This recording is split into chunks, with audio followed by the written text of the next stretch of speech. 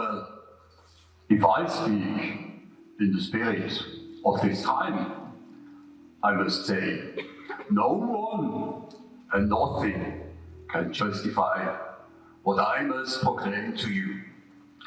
Well, justification is superfluous to me, since I have no choice, but I must.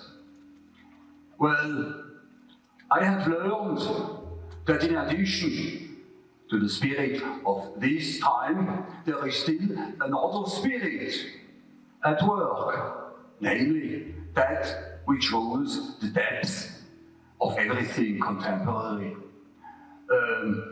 The spirit of this time would like to hear of use and value.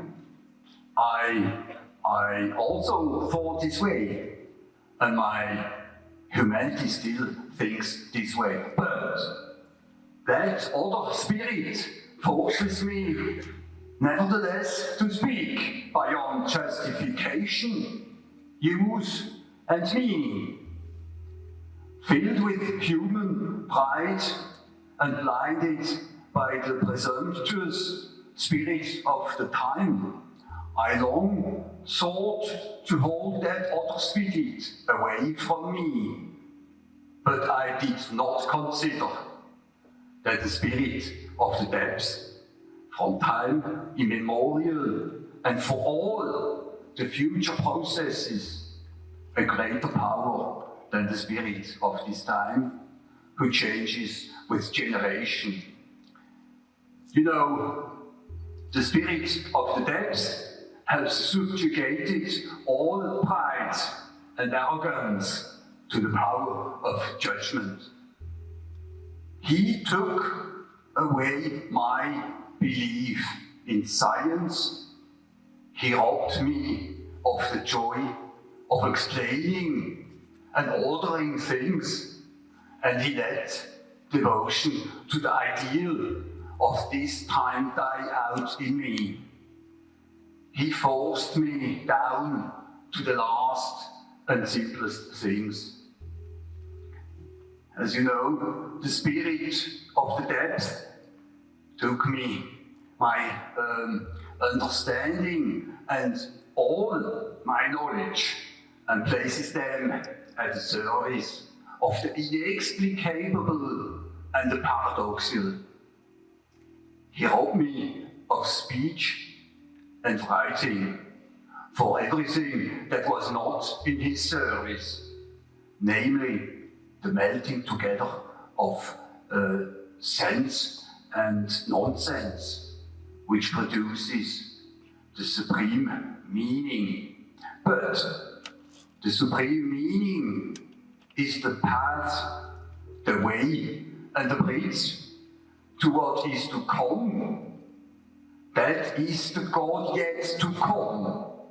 It is not the coming God himself, but his image, which appears in the supreme meaning. God is an image, and those who worship him must worship him in the images of the supreme meaning. Well, the supreme meaning is not the meaning and not an absurdity. It is image and force in one, magnificence and force together. The supreme meaning is the beginning and the end. Well, it is the bridge of going across and fulfillment. The other gods died and their temporality, yet the supreme meaning never dies. It turns into meaning and then into absurdity. And out of the fire and blood of their collision, the supreme meaning rises up, rejuvenated anew. The image of God has a shadow. The supreme meaning is real and casts a shadow for what can be actual and corporal and have no shadow. The shadow is nonsense. It lacks force and has no continued existence through itself. But nonsense is the inseparable and undying brother of the supreme meaning. Like plants, so men also grow, some in the light, other in the shadow. There are many who need the shadow and not the light. The image of God throws the shadow. Well, that is just as great as itself. The supreme meaning is great and small. It is as wide as the space of the starry heaven and as narrow as the cell of the living body.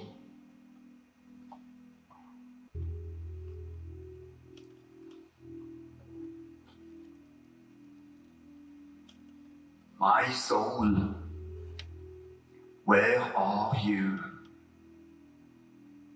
Do you hear me? I speak. I call you. Are you there? I have returned. I am here again. I have shaken the dust of all the lands from my feet, and I have come to you. I am with you. After long years of long wandering, I have come to you. Should I tell you everything I have seen, experienced, or drunk in? Or do you not want to hear about the noise of life and the world? But one thing you must know. The one thing I have learned is that one must live his life. This life is the way, the long sought after way to the unfathomable, which we call divine. There is no other way. All other ways are false paths. So I found the right way to let it led me to you, to my soul. I return, tempted and purified. Do you still know me? How long the separation lasted? Everything has come so different. And how did I find you? How strange my journey was. What words should I use to tell you on what twisted path a good star has guided me to you? Give me your hand, my almost forgotten soul. How warm the joy at seeing you again, you long disappointed soul. Life has led me back to you. Let us thank the life I have lived for all the happy and all the sad hours, for every joy for every sadness. My soul, my journey should continue with you. I will wander with you and ascend to my solitude.